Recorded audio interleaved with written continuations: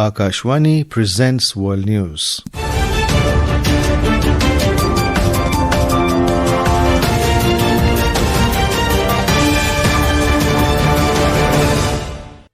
Good morning, I am VC Pramod. The headlines. Prime Minister Narendra Modi says India and US are close friends and natural partners. US President Trump says he is looking forward to speak with Prime Minister Modi.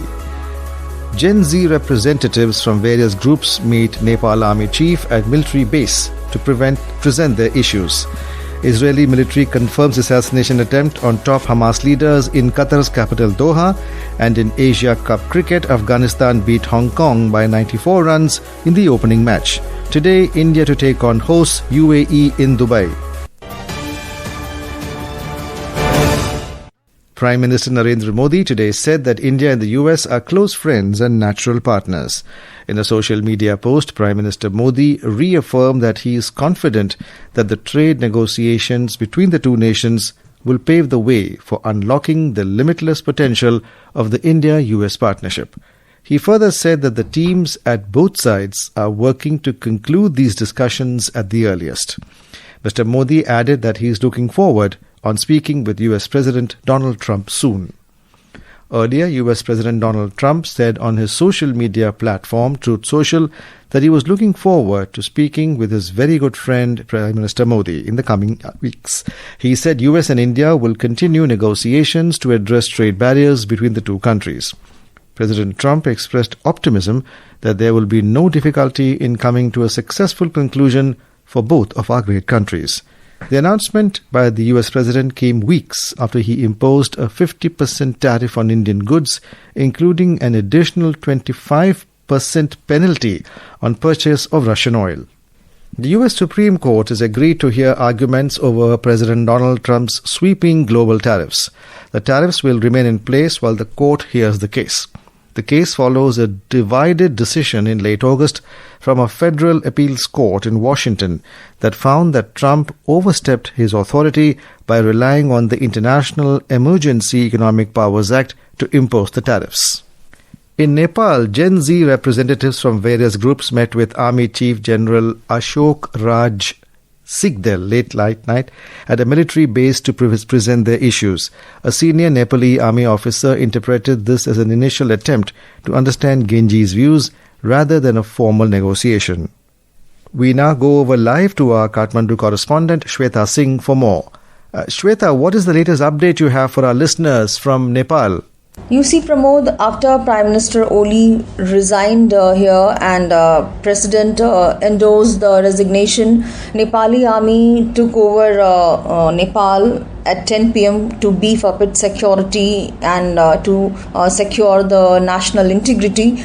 At around midnight, Chief of Nepali Army Sigdel ji had invited a representative of GenZ to meet in the Jangi Akhada, where he could understand the viewpoint of GenZ and exactly what they want from current situation, what are the expectations. And you see, as Nepali army took over Kathmandu Valley here, the people who were rioting, looting, approximately 26 people have been arrested by Nepali army for looting Bhat Bhateni in Radhe Radhe, looting Hayat Hotel, and trying to steal from Banijya Bank.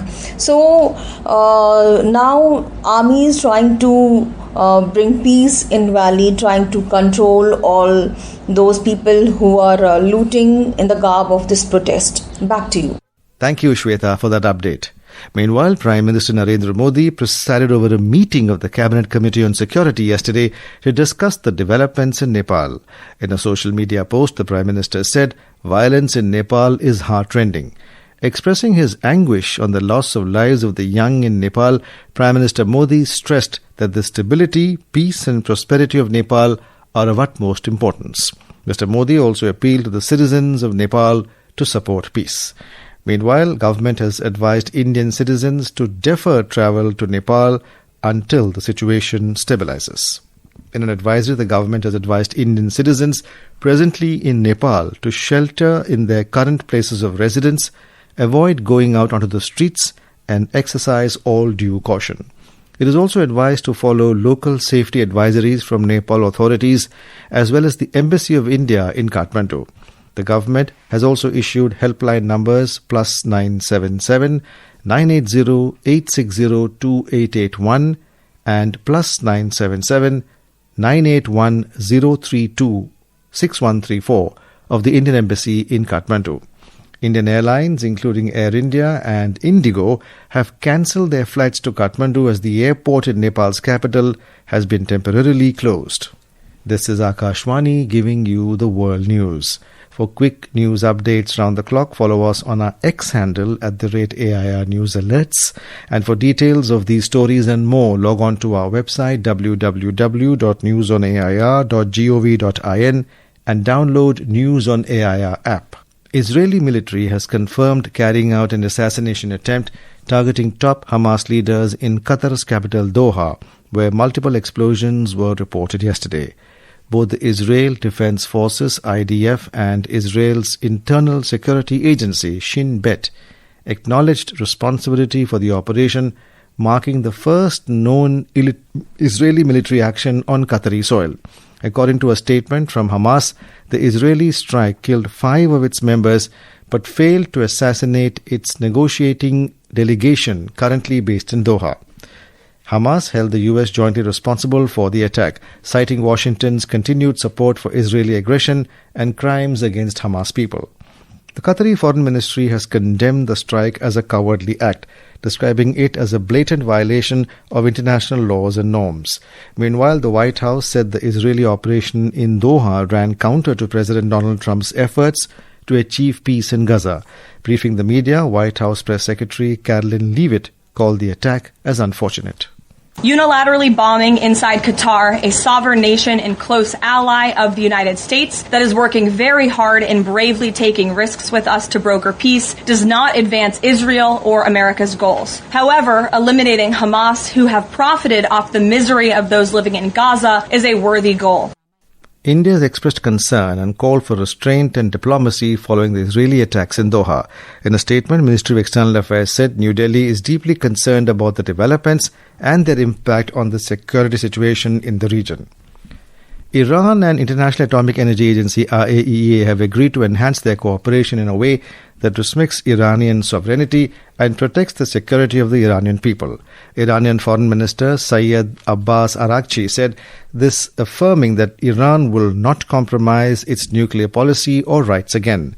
He made the announcement during a joint press conference with Egyptian Foreign Minister Badr Abdelati and IAEA Director General Rafael Grossi yesterday.